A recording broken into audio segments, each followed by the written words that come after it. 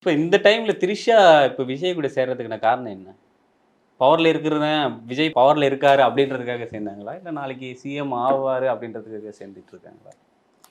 என்னங்க எப்படியும் உள்நோக்கம் இருக்குல்ல. எப்படிங்க உள்நோக்கம்? அவங்க நல்லா ஒன்று தெரிஞ்சுக்கங்க. எங்க தலைவரை ஆரம்ப காலத்திலேருந்து உசுருக்கு உசுரா நேசிச்சாங்க. அவங்க மற்றவங்க கூடலாம் வாழ்ந்தாலும் எங்க தலைவரோட தான் உசுரா நினைச்சாங்க. புரியுதுங்களா? இப்படியெல்லாம் யோசிக்காதீங்க. இது எப்படி சாத்தியம் அப்படின்னு. அவங்களுக்கு பவருக்கு ஆசைப்பட்டு இருந்தாங்கன்னா மோடி கல்யாணம் ஆகாம இருக்காரு. அவருக்கு ஒரு அப்ளிகேஷன் போட்டு அவரை கல்யாணம் பண்ணியிருக்கலாம்ல. முடியுமா முடியாதாங்க? அவர் வயசாயிடுச்சு. வயசானவங்களை யாரும் என்னங்க வயசானா கல்யாணம் பண்ண மாட்டாங்கன்னு என்ன புதுசா இருக்கு? மோடிக்கு வயசானா புள்ள பிறக்காதா என்ன? சரி, இன்னொரு நடிகையும் தொடர்பில் இருக்குன்ற. ஏங்க தொடர்புன்னா 1000 தொடர்பு இருக்குங்க.